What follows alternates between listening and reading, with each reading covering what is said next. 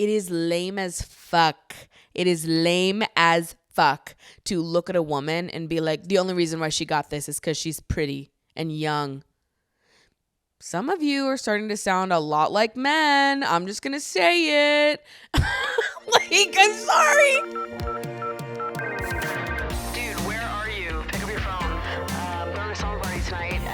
Invited, so call me back. Okay, I love you. Bye.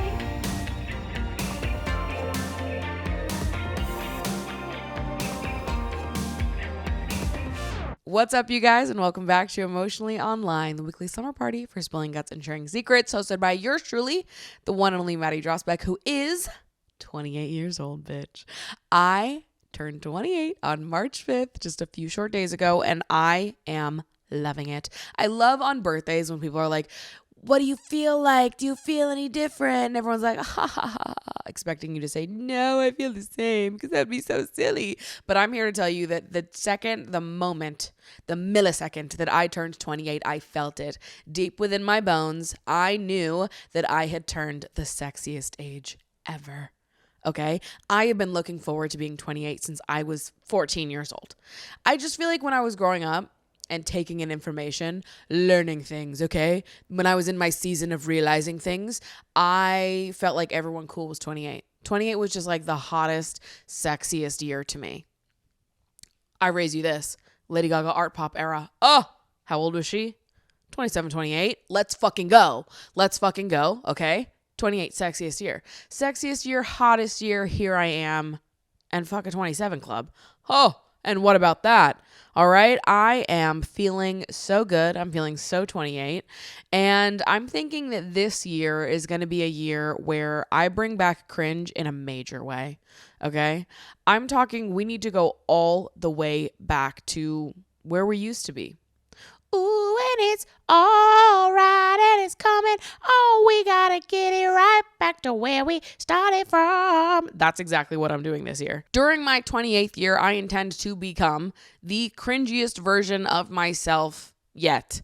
I've been talking about feeling inspired by my younger self, wanting to take a page out of the book of my teenage self. And this year, I just feel like it's time to bring it full circle. She wanted to be me, okay? She wanted to be 28, and I want to be her, bitch, okay? I want to be so cringe and so blissfully unaware, unconcerned about what is cool or not cool. I was talking to my friend Macy about this the other day, and she brought up the era in which we would go to the movie theaters, see a awesome 3D movie, groundbreaking, simply never been done before, okay? Get me in that theater with those little plastic glasses, and I will enjoy myself, and I will leave a trendsetter, okay? Because I'm pocketing those bitches, and I'm popping out the lenses, and then I'm going to show up to school wearing my 3D glasses, repurposed sans the lens, for a trend that is going to overtake the entire school for the next whole year, the next whole calendar year. That's all we're going to do is wear 3D glasses with the lens popped out. Let's talk about that, all right? I want to embody the level of cringe it was to be like, this piece of plastic is fucking important. This piece of plastic is fucking groundbreaking. And I'm going to wear them and start a trend that ripples across the whole fucking country, okay? I want to be in the room where that happened. Wherever the first 12-year-old that popped out those 3D lenses and said, look, guys, this is fucking sick. Wherever that first happened, that is a room I'd like to be in. That's a room I'd like to replicate during the 28th year of my life, all right? The theme this year is being as cringe as humanly possible and knowing that sincerity, being earnest, is the sexiest and coolest thing you can possibly do. Cringe is in. I'm saying it here and now. It is so in. We are so back. And we need to be looking for more of the lenses out of 3D glasses type ways to live. All right? Is that making sense? Is it penetrating your skull? Because if it did, we're aligned. And if we're not, you're behind. The trends are here. They're happening. Cringe is back. Get with it or you're out. You know, I really accidentally brought back a birthday week for myself this year, yes, I will be obnoxious. But it's a kind of obnoxious that only impacts me, right? Like, I'm not forcing anyone else at gunpoint to celebrate me for a week. I just celebrate myself for a week. I don't need you, bitch, okay? I actually prefer my birthday week to be more of a solo activity.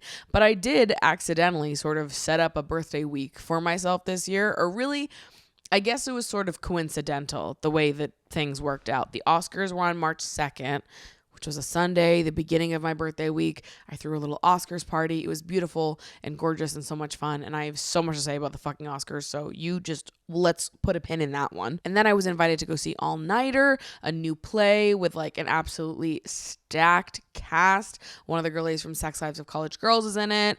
One of the girls from Bottoms is in it. So good. Such a great show. If you have a chance to go see it and you're in New York, I absolutely recommend it. I believe they're running until like mid-May.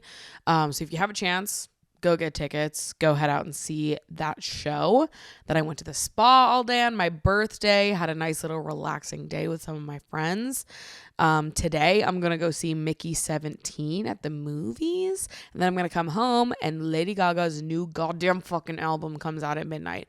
By the time you're listening to this, Lady Gaga's new album will already have been released and you better be listening to it. And you better have streamed it in full. And if you haven't, you are no friend of mine. And I mean that with my whole chest. Okay?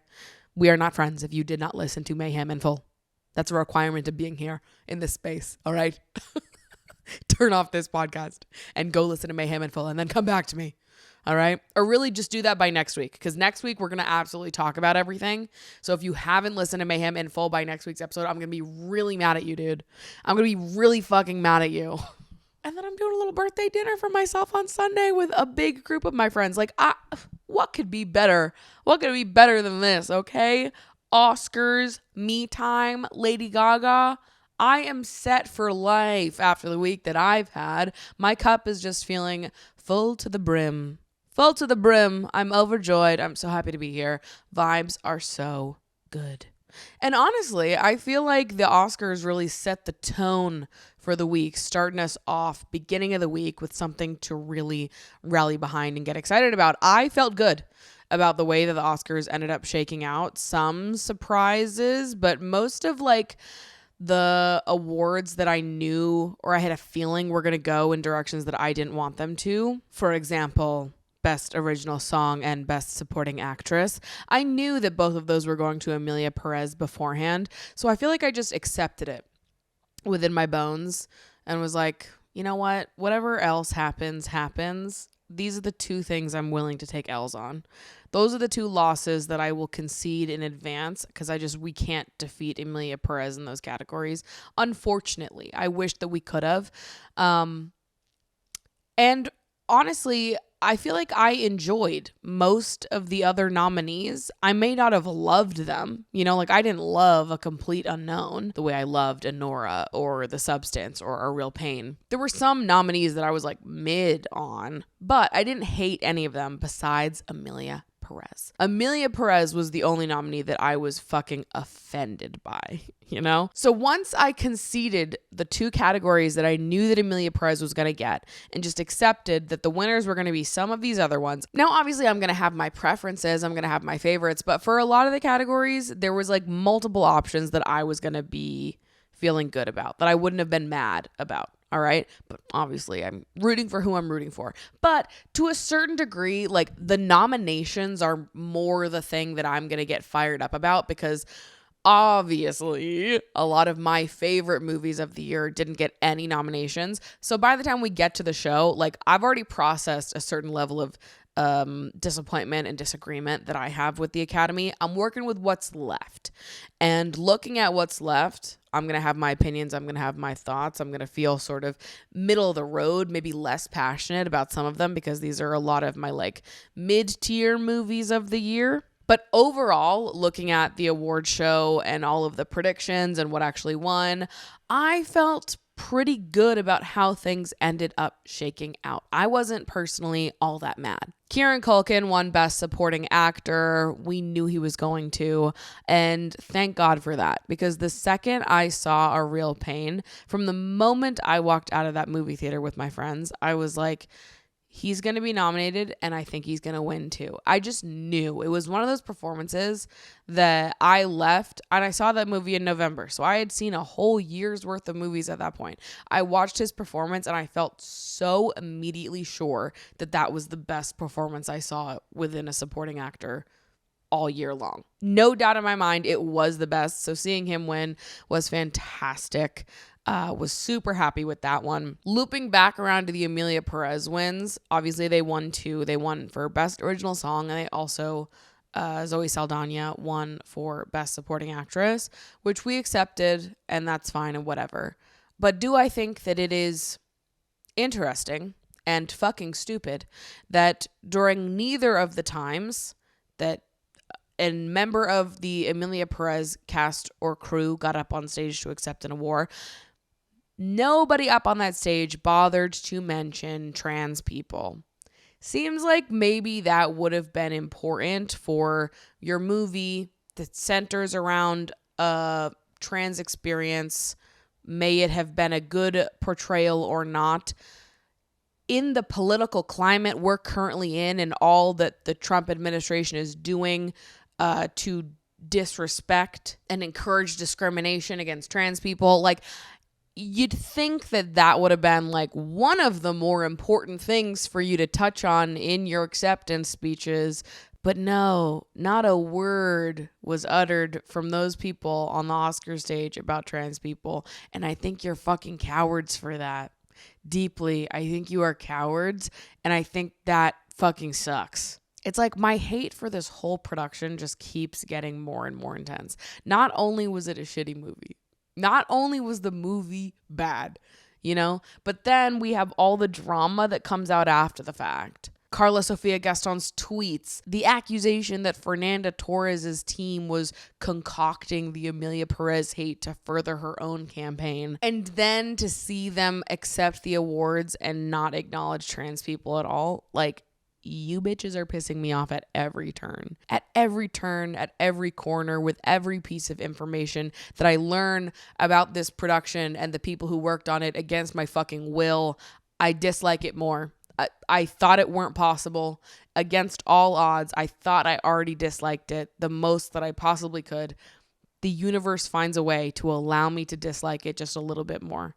All right. The universe allows me to experience the depth of my hate in a way that perturbs me to my core. And the one saving grace about all of this is that past this point, I never have to talk about Emilia Perez ever again. Once my mouth shuts on this Oscar season, all right, I will never have a reason to utter the words Emilia Perez ever again. For why?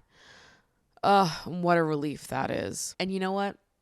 Perhaps the joy, my biggest joy of the night, was seeing I'm Still Here defeat Emilia Perez in the International Best Feature category. Cause fucking yeah. Like, that feels, for people that haven't seen one or both of the movies, I have to express to you that putting I'm Still Here and Emilia Perez in the same fucking category is like putting,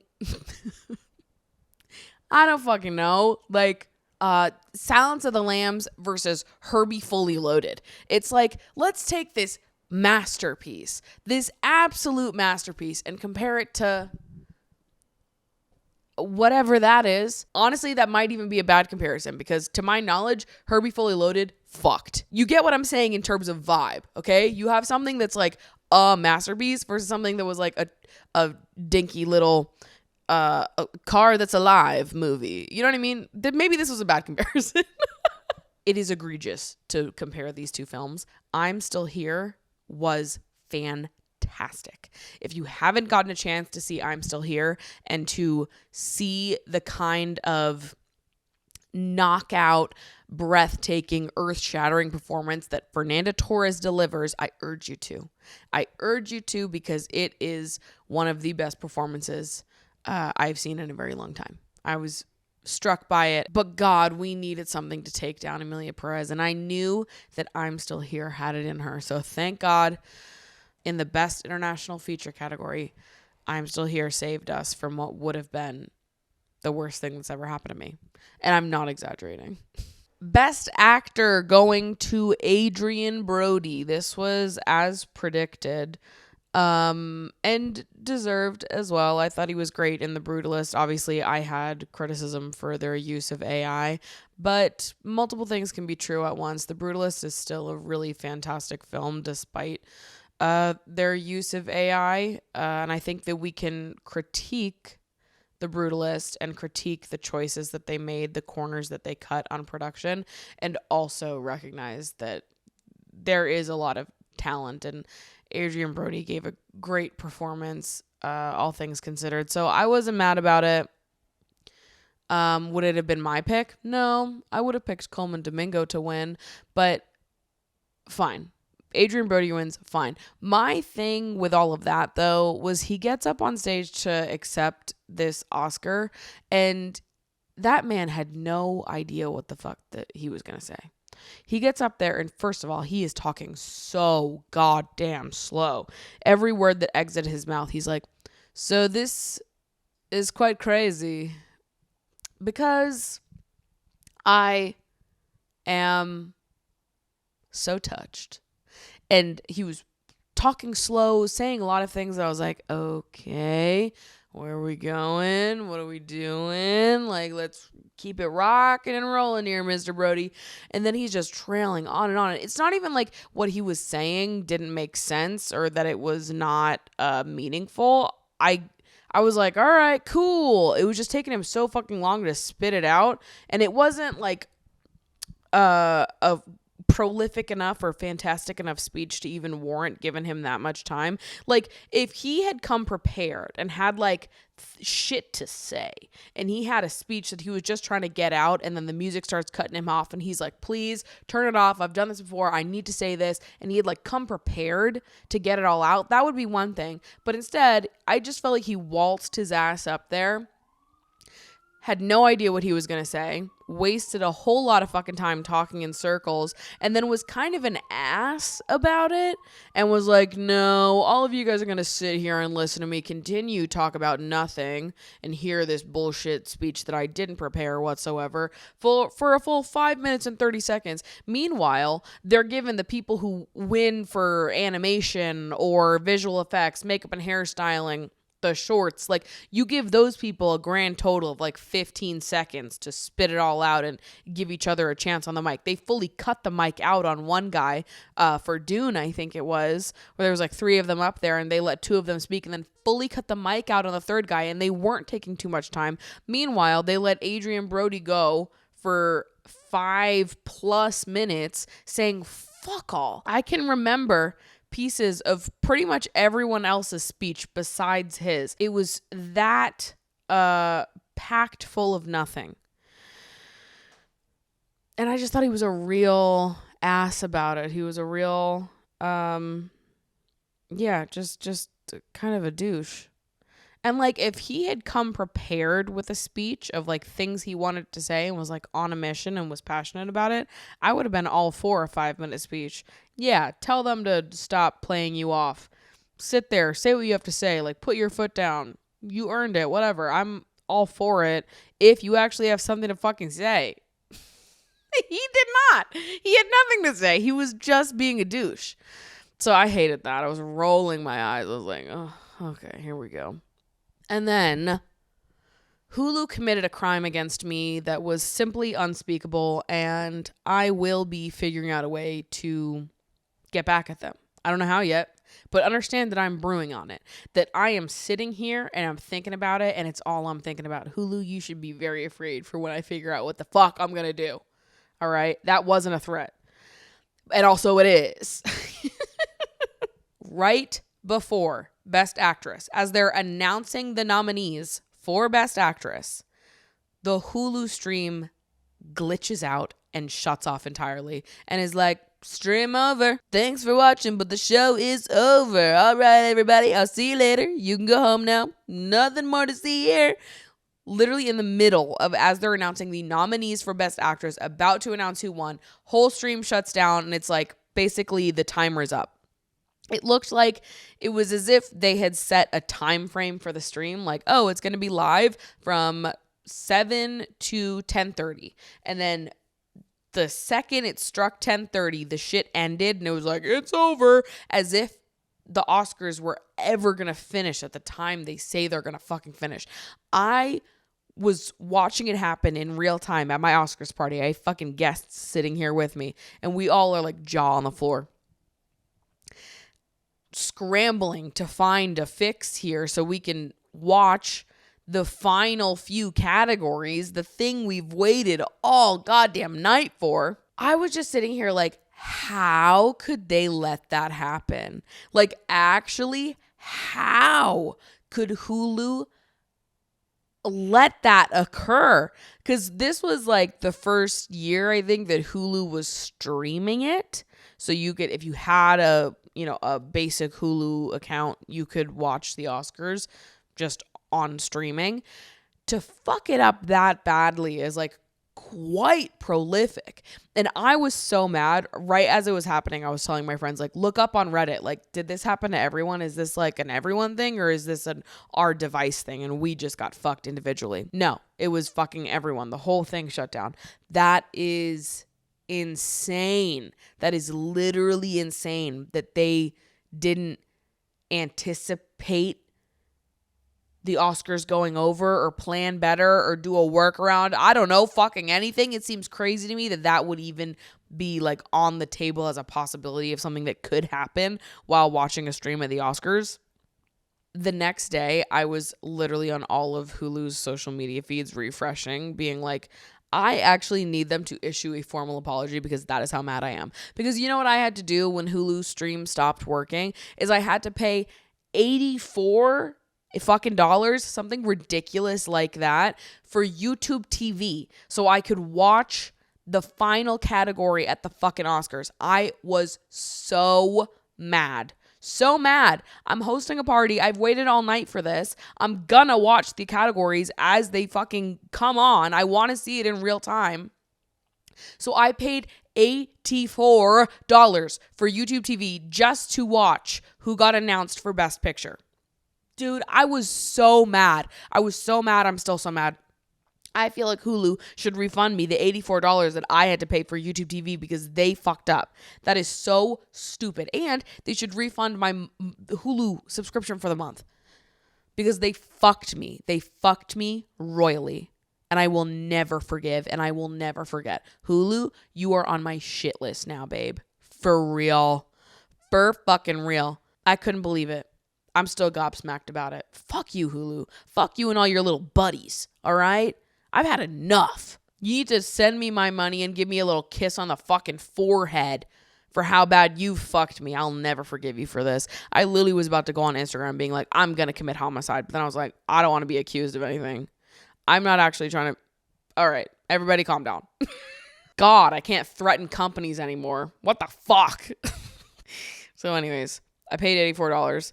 Turned the TV back on right when Best Picture was about to be announced. And then we had to get my friend who saw who won Best Actress on Twitter to get up in front of the room and announce Best Actress to us after the fact so that we could have like the full experience of like, who's it going to be, not knowing, and getting it announced to us. But God, you robbed me, Hulu. You fucking robbed me emotionally and actually. And it's fucked up. And I hate you. So let's talk about Best Actress. Because I have some words for some of you. Best Actress. Your nominees were Cynthia Erivo, Fernanda Torres, Carla Sofia Gaston, Demi Moore, and Mikey Madison. Obviously, everyone was predicting Demi Moore leading up to the Oscars because she had won a lot of the award shows that came before it. Fernanda Torres did win one, but it was a different category, and then Mikey Madison won as well. The day before the Oscars is when I started being like, I feel like it's actually more of a toss-up between Demi Moore and Mikey Madison than people think it is. And I was saying this because I had a real feeling like Anora was going to sweep. And if Anora won Best Picture and Best Director and Best Original Screenplay, I thought that it would be quite weird if Mikey Madison didn't win Best Actress. If Anora is sweeping all these other categories, it's going to get Best Picture, it's going to get Best Director, it's going to get all of these wonderful things. It would kind of be crazy to me if Mikey Madison didn't also win for her performance. And I was feeling really confident that Anora was going to sweep, which is also what I personally wanted. For Best Actress, I was predicting Demi was going to win. And my personal pick was going to be Fernanda Torres. I've said this. I thought that Fernanda Torres was a wonder. She was fucking electric in I'm Still Here. She was my personal pick for Best Actress. But Anora, I'm Still Here, and The Substance were all 5-star movies to me. I loved all 3 of those movies. I loved all 3 of their performances. Fernanda is my personal pick of the bunch. However, if Demi won, if Mikey won, I was going to be happy no matter what, because those 3 movies were 5-star movies to me. So here we are, Best Actress, drum roll please, and the winner is Mikey Madison. And my initial reaction to learning that Mikey Madison won for Best Actress was to scream in excitement for her. Like, I was just so stoked, despite the fact that I got the prediction wrong and she was not my personal pick. I was still so excited to see Mikey Madison win because her performance as Anora was one of the best of the year, hence why she is nominated in this fucking category. Same cannot be said for Carla Sofia Gaston, but we're just going to ignore that. But like, Mikey Madison was nominated for a goddamn reason. I was so happy to see Mikey win. And honestly, I think I figured most people would be happy with this outcome too. Like, yeah, Demi was incredible. The Substance was incredible. I am an OG Substance truther. You guys know that. But I just figured that like Anora is also a very heavily loved movie.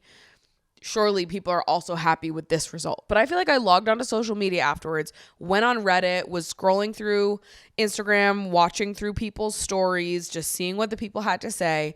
Then I saw an absurd amount of people, like an absurd and disrespectful amount of people being like, fuck this, Mikey shouldn't have won, Demi was snubbed. And God, you guys, I love The Substance and I loved Demi Moore's performance, but I disagree. First of all, I think a lot of these takes came from people who are not like movie buffs and didn't watch all the nominees. And I only say this because I saw several people admit to only seeing The Substance and just loving it so much, being like, oh, I only saw The Substance, but Demi Moore was fucking incredible and therefore she was snubbed, even though they didn't watch Anora or I'm Still Here, which in a way it makes sense. If you didn't see it in theaters, there's no way for you to have seen it unless you were going to purchase the movie, right? Like, Anora's not on streaming, I'm Still Here is not on streaming, The Substance is on streaming. So I get it if you've only seen The Substance. However, to take it to the degree of being like, Mikey Madison didn't deserve this, Demi snubbed, when you didn't even watch the movie is like kind of insane. That is like kind of crazy. All right. I loved The Substance too. I loved Demi Moore. She was wonderful. And also, I think that if you saw Anora and saw I'm Still Here, you wouldn't be as mad as you think you are. Because these are 3 incredible women with 3 incredible performances. We don't need to be all up in arms about this. Like, it's sincerely not that big of a deal. But then I saw people starting to compare Mikey winning over Demi to being like the plot of The Substance, which honest to God, I think is one of the dumbest things I've seen in a long time. I'll be honest. When I was on Reddit and I saw people saying that shit, I was like, oh my God.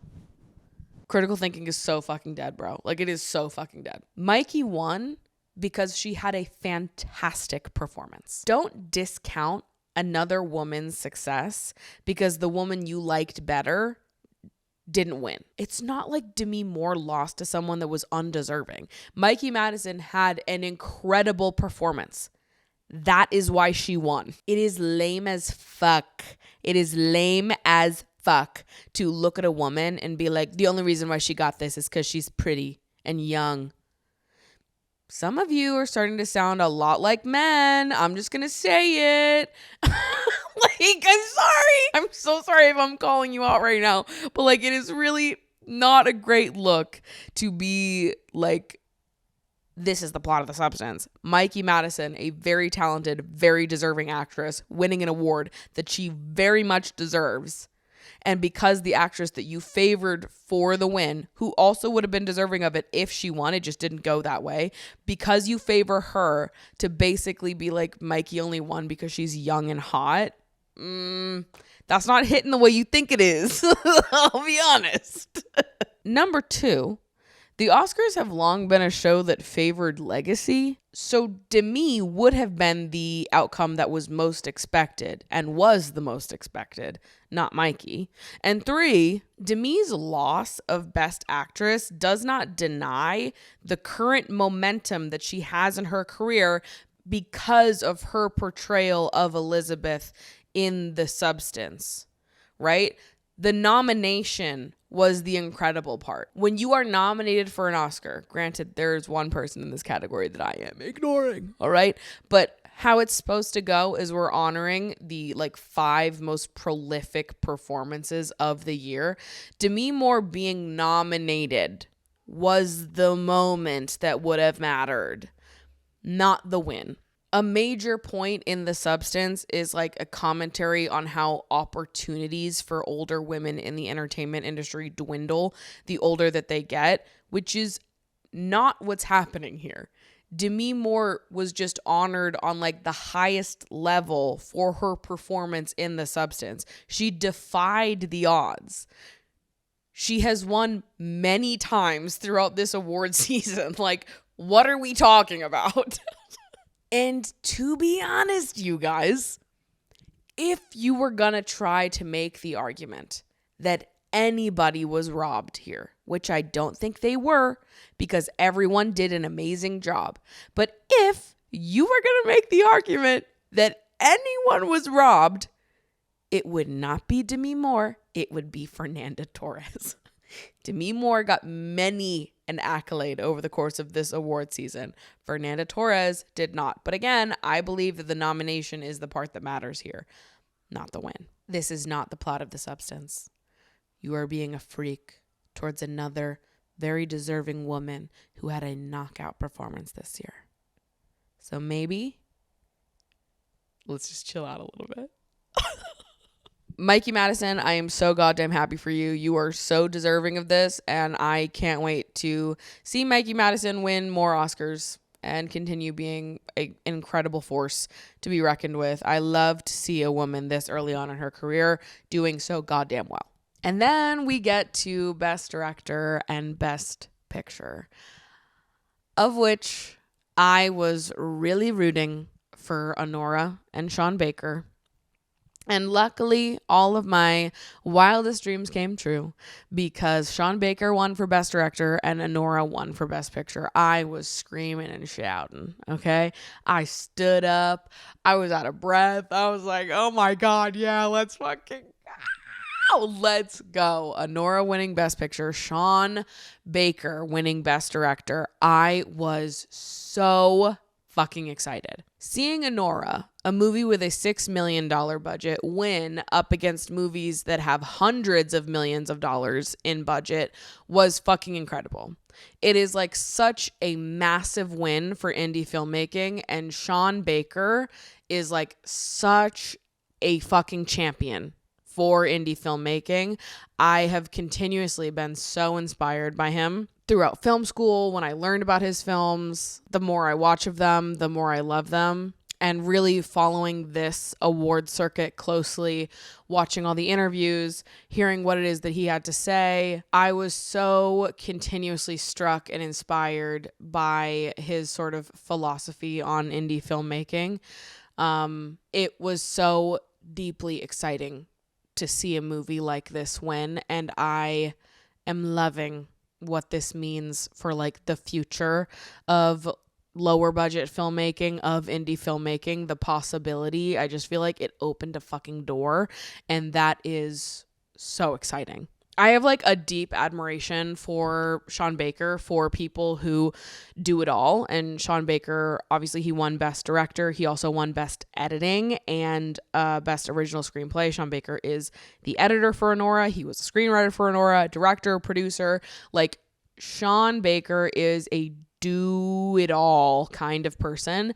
And I am constantly in like deep admiration for people like that.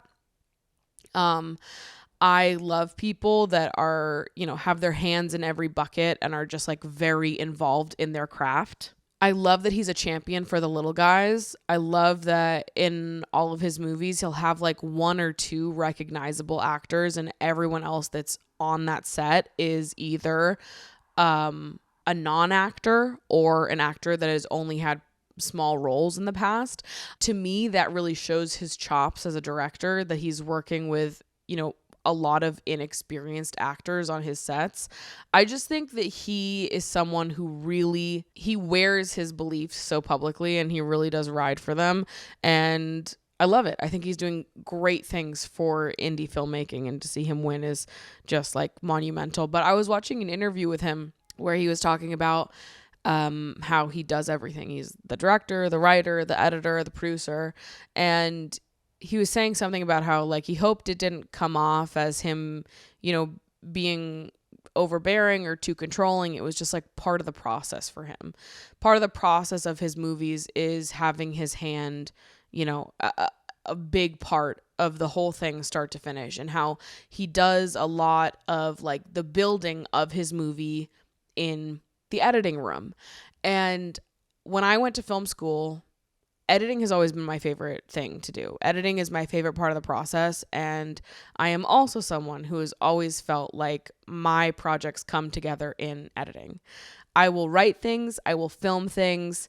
I won't start to get really like amped up and excited like this is all coming together. It's fucking awesome. I like see it until I get into the editing room, because so much of it is changed in editing, and so much of it is like trial and error in editing, and I just feel like it's something that other editors understand.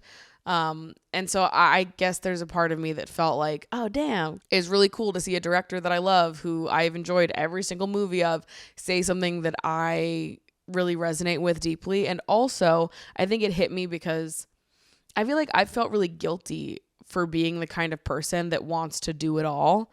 I feel like I have made to feel some type of shame, and this is connected to like my too muchness, my like need to do everything and be a part of everything. I think I've been made to believe that this was like a bad part of myself, or like it's a part of myself that longs for control and perfectionism.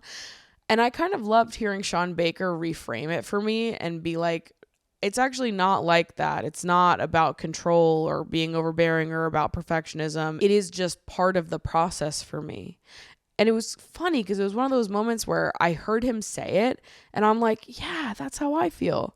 But I'd been made to feel like that was a wrong way for me to feel. Like, is this some kind of shame that I took on as a woman that maybe a man wouldn't have taken on because it wasn't pushed on him as much? I don't know. It triggered some reflections in me where I just loved what he said. He's like, it's not like that. It's just like this. It's part of it for me. It's part of the process. Part of what makes this so enjoyable and makes the creating so much more like fun and fulfilling is to have a part in all of it, especially the editing. And that is exactly how I feel. I just have like a deep, deep admiration for him and his work and what he stands for. And I just was so happy to see a movie like Anora win Best Picture. God, how did we get so fucking lucky? Now, Anora was a movie that was incredibly well received and really well liked. I don't know anybody who disliked Anora personally. I am personally surrounded only by fellow Anora lovers. But I've seen some of the hate that Anora has gotten online, mostly because I like lurk on all these Oscar Reddit locations, which I understand this is like the butt crack of the internet that I'm hanging out in. So like, I don't know who these people are or how their brains work, but I've read some of the hate that people have for Anora, and I obviously disagree with most, if not all of it. But I think my biggest observation in reading a lot of the hate that people have for Anora is just like, I feel like people have forgotten that you can critique something without taking it to like the 11th degree and being like, because I hate this thing is bad and deserves to be banned. Like, some people really take criticism to such a strange place. But like, you can critique something without escalating it to a place of like, this thing is bad, this thing is morally bad and shouldn't exist because I personally hate it. Like, I think there was some really valid criticism within all of the intimacy coordinator discourse, but some people took it to a degree that was like, well, now you're losing me. If you don't know, basically there was some back and forth a couple months ago about Anora not using an intimacy coordinator on set because Mikey Madison did not want one. She said that she felt comfortable without one. The set was kept small. It's just Sean Baker and his wife, who is a producer, Samantha Kwan. That was the choice that was made. Everyone on set was comfortable with it. Everything went well. It was totally fine. It worked out. However, do I think that there is criticism to be made there in saying, like, I believe that intimacy coordinators should be a requirement on movies that handle subjects like that? Yes, I think that's a fair criticism, and it's one that I agree with, actually. I also believe that intimacy coordinators should be a requirement. And also, I think that some of you might be shocked to learn that most of your favorite movies did not use intimacy coordinators. Like, the use of intimacy coordinators on movie sets is still relatively new. And I just think that a lot of you would be shocked to learn how many movies you have watched and loved did not use intimacy coordinators. I am all for like rallying to make this more of an industry standard and calling it out and being like, listen, I'm happy it went well. Thank God it went well. And also, it should be industry standard to have intimacy coordinators. It should be required on sets that handle these kind of subjects and that have scenes like Anora does. I can have that criticism and also be like, this movie is fucking awesome. I believe they should have had an intimacy coordinator. I believe it should be required to have one. And the movie was fantastic. And I think Sean Baker is an incredibly talented director. Like, I can hold all of these things to be true at the same time. I think it's a little strange to me when people can't critique something without taking it to the highest level, where they're like, I have a criticism for their lack of an intimacy coordinator, and therefore this movie is bad and it's toxic and you're morally bankrupt for liking it. I'm like, whoa. You know what I mean? And I feel like there is a lot of things that just, you take this one valid criticism and you blow it up to such a degree that nobody wants to hear what you're saying. And then I think totally separate from the intimacy coordinator discourse, there were some people that didn't like the second half of Anora. They didn't like how the movie ended, which, granted, from a lot of what I read on Reddit, not to be this person, but I think we do have a media literacy problem and some of y'all just didn't get it. Some of y'all hate it simply because you did not know what was going on. But also, I do think that a lot of people, and I talked about this with challengers too, like this is a problem that I've seen pop up multiple times recently. Feels like it's getting worse, but I think that there are a lot of people that have a real inability to engage with art that has like imperfect characters or uncomfortable situations. It was like when I told my parents to go watch Challengers and then they came out of the movie being like, I hated that movie, all the characters sucked. And it's like, you hated the movie because you didn't want to be besties with the characters. Like, that's not really a good critique, to be honest. And I feel like a lot of the criticism I saw for Anora felt similar in that regard, where I was like, okay. And also, I just think a lot of it is plain wrong. Like, one of my friends sent me a thread that someone made on Twitter, and I was like, holy fuck. Media literacy is actually like dead in a coffin with 57 nails in it as we speak. If someone watched this movie and that was their takeaway, it was like kind of crazy to me, some of the things that people were saying. But this is also kind of the beauty of it. You are supposed to walk away from movies all having different engagements with it, having different conclusions that you came to. I especially love movies with endings like Anora, where it's sort of up to the audience to pull it together in the end and you decide sort of what it all meant and what happens next and how it ends. I love when movies do that. Everyone's going to have a different reaction to them. I think some people just don't like movies that leave anything up to the audience. I think some people are like, they watch movies on baby mode, which also brings me to my last point, which is that I think some of y'all just don't like movies.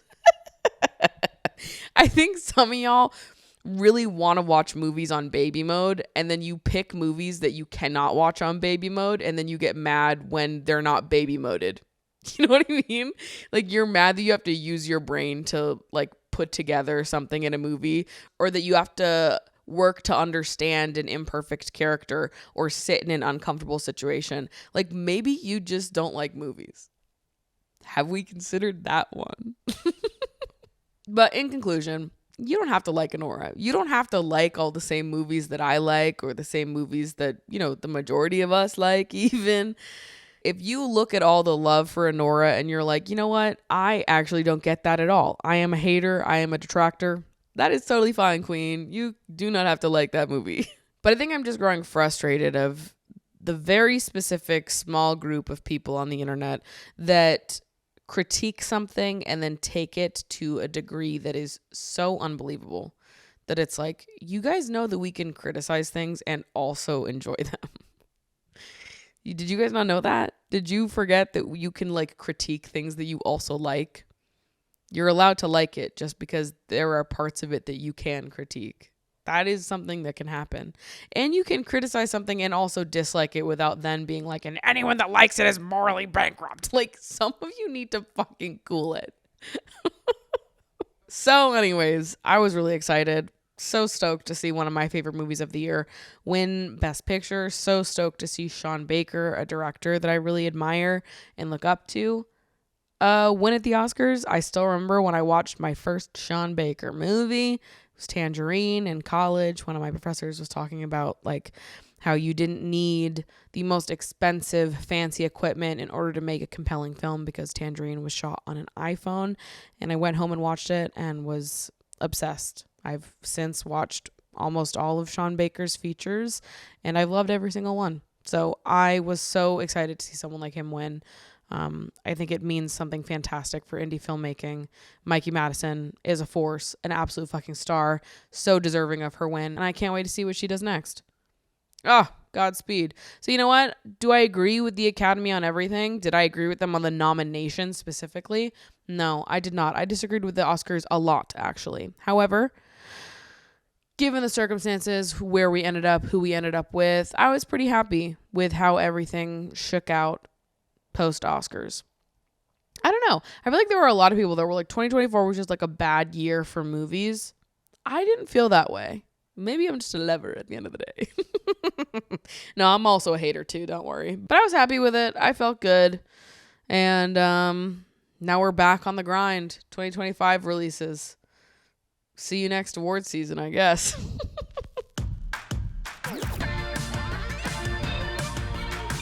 Let's do a few audience submissions before throwing it on over to the post show on Patreon. Here's your reminder to join us over on the Patreon if you're dying for just a little bit more emotionally online and a little community to go along with it. For just $5 a month, you get an extra episode every single week and access to our Discord community. So if that sounds fun to you, come on down. Hello, Maddie. Recently, I had a discussion with a male friend who said straight men's sexuality is demonized. Some men are creepy, but men are more physical, and saying you like boobs and butts is natural. Oh my God. I had not been having the best day, so I wasn't really in the mood for this. So my response was about how in a culture where straight men are prioritized, you can feel like meat for the grinder, dissected down to your parts and for consumption, whether you like it or not. And that maybe if you're talking about someone specific that you have a two-way emotional connection to, it doesn't come across as creepy. I was thinking about this the next day. Is it only creepy when men do this? Is it not creepy when women do it because of the subversion? Does it depend on the feature? Like if you say you like elegant shoulders, is that okay, but not liking a big ass? Or is the very act of picking and choosing features creepy? I wonder what you think of this discussion. To say that straight men's sexuality is demonized is, honest to God, one of the funniest things I've heard in a long time. That is ridiculous. That is a ridiculous sentence. I'm sorry that you feel so fucking oppressed as a straight man. It must be so fucking hard to have it be not okay to make women uncomfortable with your weird, creepy advances about their physicality anymore. It must be so hard for you to keep it inside your weird brain. Also, I roll my eyes so hard at like the men are more physical. I actually like my whole body just goes, oh my God. Men have just been given the green light with objectification for so fucking long. And now that that's not okay, and women are like, actually, you fucking freak, you can't talk about me like that. It is weird. You are fucking weird. Suddenly they're like, oh, what the fuck?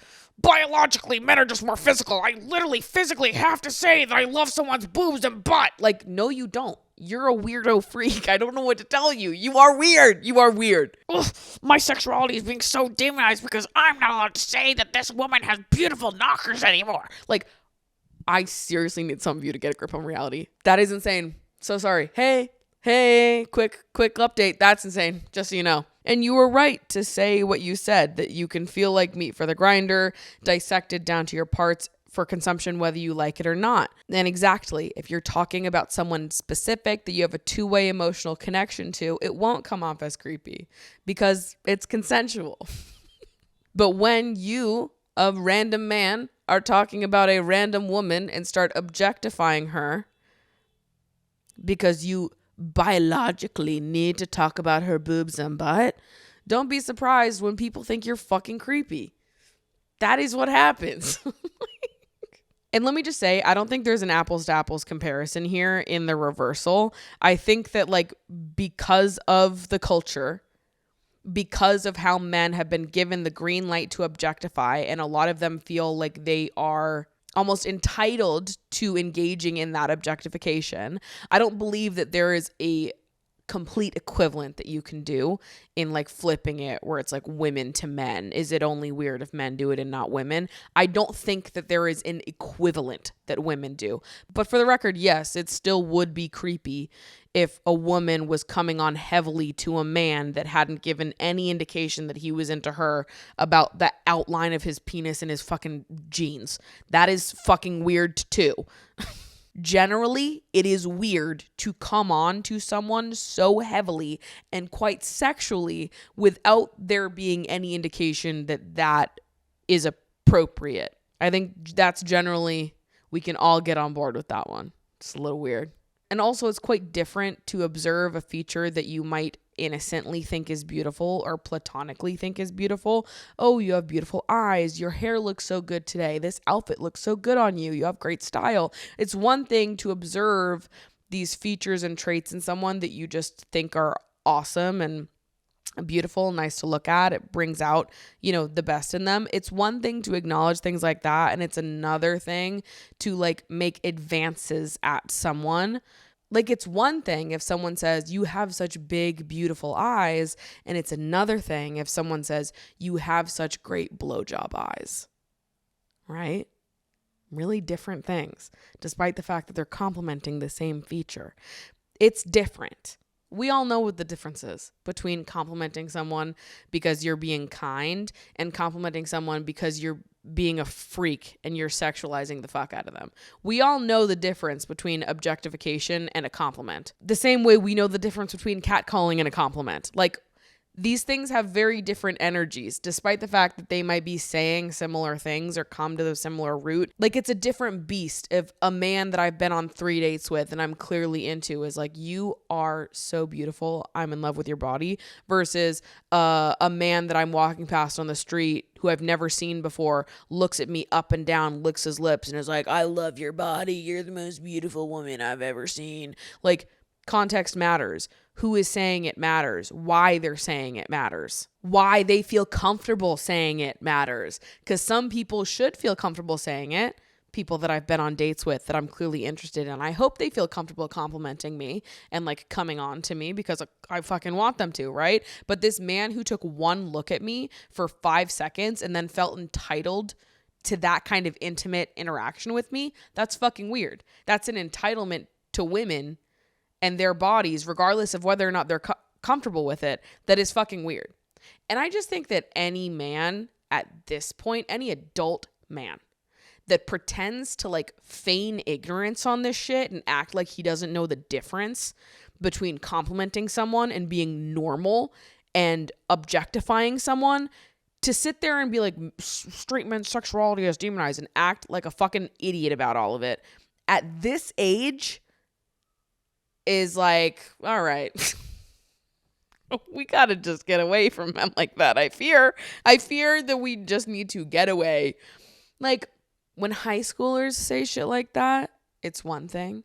When grown adult men do, it's a red flag. Hope this helps. Hi, Maddie. So I wrote to you about a year ago about catching my boyfriend looking at bikini pictures of our friends, screenshotted from social media and zoomed in. It's okay if you don't remember, but basically I did end up staying in the relationship, committed to making this work. And things seemingly were going okay, with communication being key. Well, one shameful night, bad decisions were made, having stayed a bit too late, smoking a bit too much. A few weeks before the group beach trip, my boyfriend and our friend had started to hook up in my apartment. Stopping halfway, seemingly realizing how wrong this is. Meanwhile, I was back in my hometown, I shit you not, helping my mother recover from her cancer-related hysterectomy surgery. We go on to have the trip, which I was so excited, looking forward to normalcy after everything going on. I even made this whole beach trip video to music and called it The Best People I Know. Turns out they all knew about the betrayal. I only found out a few months later after the beach trip by a mutual that had recently entered a relationship with said friend. She confessed to him her shameful hookup with my boyfriend and that she was planning to tell me, but the timing was never right. And apparently writing me a letter of confession, the letter never came. Now faced with the betrayal itself and the betrayal of the secretive way everyone knew but me, it was all too much. We're 3 months in now and countless weeks in couples therapy together, draining all my extra income. I still have no idea how I feel other than so incredibly hurt and ashamed almost. Am I really such a people pleaser that I let myself get hurt in this colossal way and I'm still trying to make it work? Who knows if my trust will be broken again or if I can ever feel safe in this relationship. I just don't know what to do. I do remember your submission, and more of it is coming back to me now. And I remember this one because I was very disturbed by it after the fact, because to me it was so much more than just a disrespect for you. It was also a disrespect for your friends, because to have photos of them zoomed in on and saved to his phone is like they didn't consent to that. And that's really strange and bizarre. So I am remembering more about this as it comes back to me. I imagine when you found those photos on his phone, you were just heartbroken. And I have a lot of empathy for like how challenging of an experience that can be. And maybe in the moment, you're thinking to yourself, like, maybe I should walk away from this. Maybe I should leave. This is really bad, right? Obviously, you came to me looking for advice. And I think you probably knew what I was going to say before I said it. But I think that sometimes it's all easier said than done, right? And you make the decision to stay with him, which I'm not going to judge you for. Because sometimes we got to be bit twice in order to see someone for who they truly are. But past that point, when you chose to forgive him for the photos, which was a big act of forgiveness, that wasn't a small thing. And I hope he didn't make you feel like it wasn't a big deal. What he did, it was a big deal.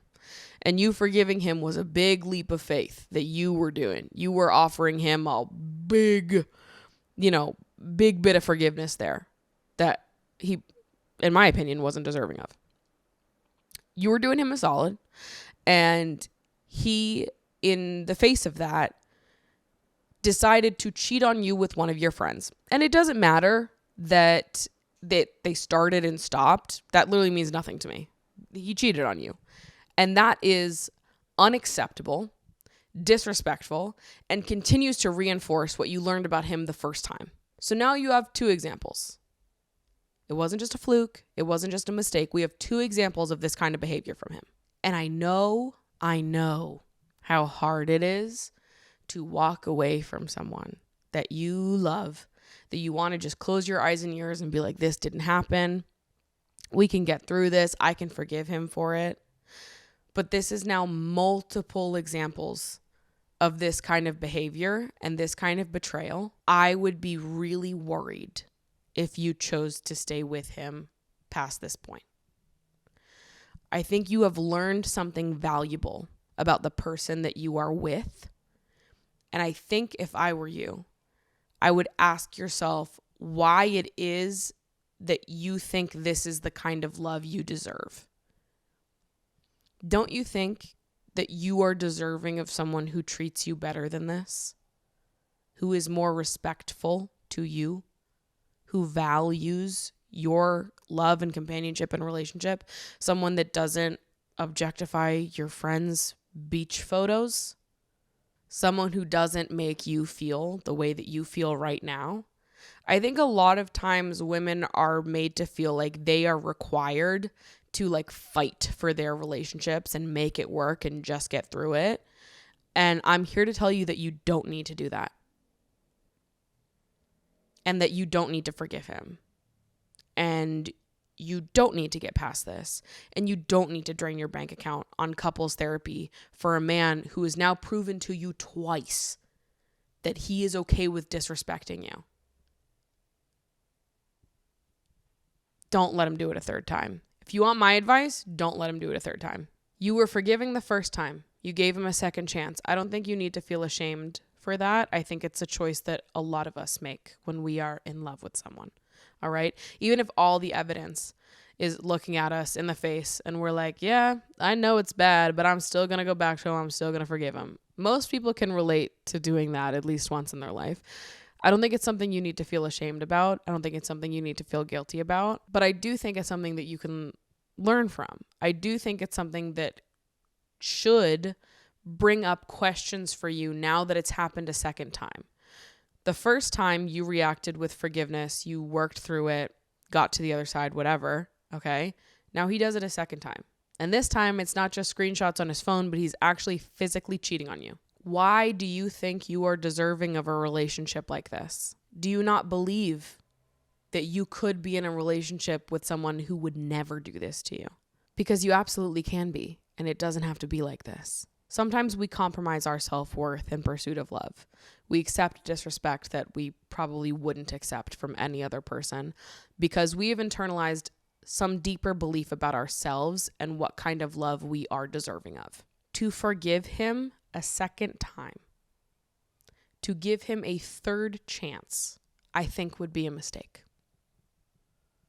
I don't think that people should have that many chances to disrespect you. I don't think we need to kill ourselves to keep relationships afloat that we aren't the ones trying to sink. You just deserve more than this. You deserve more than it. I don't think it's worth fighting for. I think that he has shown you who he is, and now it's up to you to believe it. And that's going to be really hard, but you are capable of it. And you are deserving of a lot more than this. And I send you nothing but love and strength on this journey of figuring out what comes next. So that's where I'm going to end it for today's episode. I'm going to throw it on over to the post show where we are going to be talking about mismatched passion, being in an era of discovery, as frustrating as that may be, and, you know, outgrowing the things that used to fit and sort of embracing the art of a good pivot. So if any of that sounds interesting to you, come on over to Patreon and hang out with us a little bit extra. And if not, I'll see you guys next week. What the heck? Listen to Mayhem. Support Lady Gaga. Love you so much. I'll see you next week.